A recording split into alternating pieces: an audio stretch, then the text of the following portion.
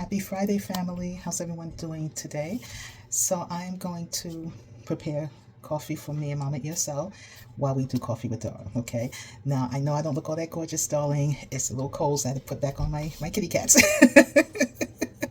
I love long nightgowns. I love long nightgowns. I love pajamas. I'm such a girly girl. Like, I love that stuff, so just want to put that out there. Anyway, so let's get started. Welcome to Coffee with Dara, offering motivation and encouragement to the world. And my friend Barry says hello. Hello, everybody.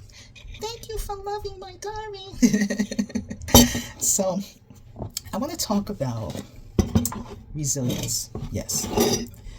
We always think of resilience when most of the time, we think of, maybe people who work out or, do sports and things like that.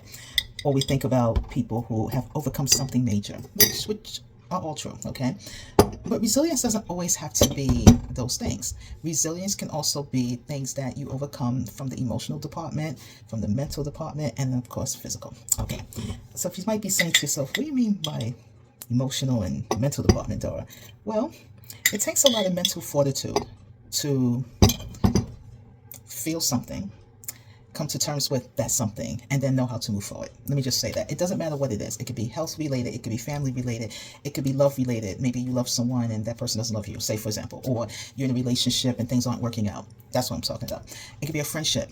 I mean, not, sometimes I when I say relationship, I'm always thinking, romantic, but this goes for friendships as well. So resilience is the ability, it's not the ability to overcome, but it's the ability to know how to move forward, okay? Even when it hurts, even when you don't feel like it. That's what resilience means. It's like an inner strength that you have. And most times as adults, resilience kind of finds us, not we find it, right? Because, it's hard. Life is hard. Let's just be honest. Life is hard. We deal with a lot of stuff. We have a lot on, in our minds. We have a lot on our hearts. We have a lot going on, so it is very difficult. It really is difficult. And for me, I have a lot of silent battles. One of the battles that you all are aware of is my physical, obviously, that I make public. So my physical health is just up and down. I think we're getting better in some things, but I'm not out the woods yet, okay? Again, this month I will be seeing my primary doctor, where we'll go over everything, and I mean everything, all the tests, all the scans, all the notes and stuff. So I'll know how to move forward. Now, there might not be an exact answer to my situation necessarily, but at least I'll have an idea how to move forward. Okay, so that's number one. Number two, resilience also comes with emotions. Now, this one's hard. This, for me especially, this is a hard one. It's the ability to accept things that we cannot do anything about, okay? Love is a big part of that. There are a lot of people I love and care about. I love all of you, right? But when we're talking more from an individual standpoint, that's why it becomes more complicated, because I know for me personally, I've loved people who I genuinely love and care about.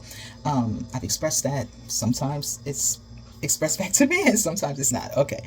And then there's times where you have to let people that you love go. And that's always the hard part, because, for me, once you're in my life, I keep you right here. You're always here. And then there are times I have to let go, depending on the situation, circumstance. So that's always a hard one. The other thing that's hard is from a distance standpoint. If you're seeing something happening, whether it's in your personal life with people in your life that is not really healthy or it's not good, where you have to kind of take a step back and say, okay, I love you, but I can't be around you. That's another one that we don't talk about, So it doesn't make these folks bad people. It's just that you have to kind of pull back. You have to kind of think about, And then there's the reality that sets in when you have to realize when it comes with yourself, because I always like to say here, it's not about the people, it's you, right? You have to look within yourself, because we can always point fingers and talk about other people and all this and that, but what role do you play? And this is something I've learned in my maturity. Like, what role do I play in this situation or in this circumstance? And what I've learned for myself is that I'm a giver, I'm a lover, I care, I'm dedicated, I'm all that. But I do get pushed away, and there are times where people may not necessarily want that from me. They may not tell me that, but their actions will tell me. Okay, fair enough. And once I get the message, I back off, right? But it's hard, because when you have a big heart and you love deeply and you care genuinely, and I have to stress that, you don't mean any harm. But depending on the circumstance or the situation, the harm is not from them to you, it's you to yourself. Ooh, it's kind of deep, right? And the reason why I say it's to yourself is because if you are putting yourself in a position where you're really going out your way, and this is in general now, so it could be with people or things, whatever it is, okay?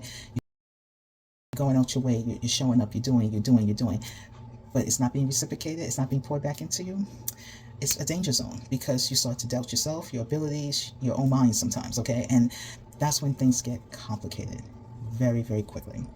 And you don't want to equate your worth to other people's behavior or with circumstances or actions or things like that. And this is something I'm currently dealing with right now. I'm learning that if things don't go the way I would like, or if I'm treated a certain way, this doesn't equate my worth. You know, it's just a reflection of who people are, their situation, whatever it is. And the reason why I have to say that in general is because I'm not the type of person to go around and demand people to tell me their personal business and what they're going through. I'm not that girl. You know, I will be there for you. If you let me know you don't want to be bothered, I back off, right? If I ask the questions and you don't answer them, then let it be. You know, I'm not going to push. But one of the things that's sometimes is a challenge for me is the ability to just put that focus on myself, you know. And sometimes that's hard, because it's like, oh, I really care and I want to be there and I want to love, and it's like, yeah, but you got to put that back into yourself, and it's hard. And if you're currently going through that or feel that way, just know that we're here. So resilience is a powerful thing to have and to be able to accomplish, but I'm not going to say it comes easy. It's not. I feel very resilient when it comes to my health, both mental and physical.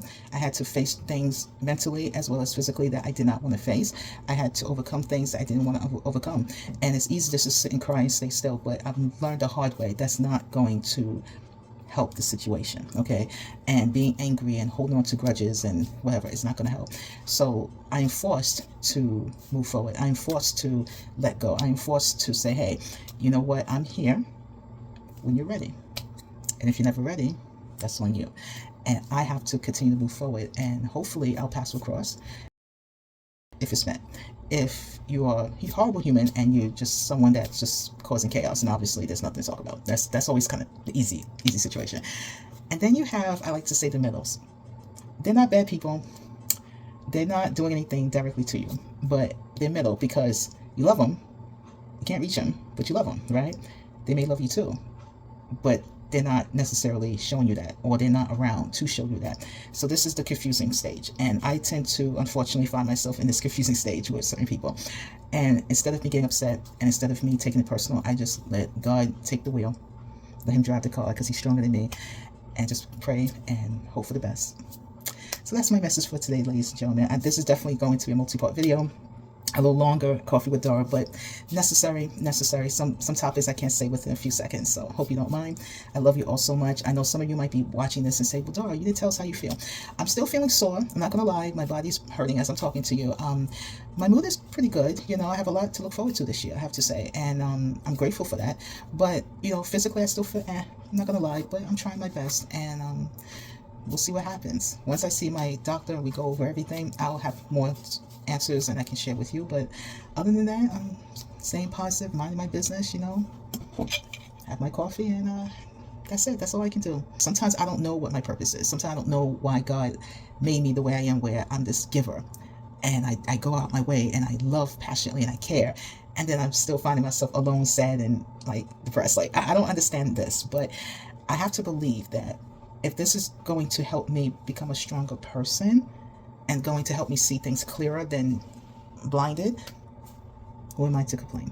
Love you so much. Thank you for listening. I really appreciate it. I really hope this message helps someone, because everything I share here is coming from my heart. Love you all so much. Continue to try your best, and I'll see you in the next video.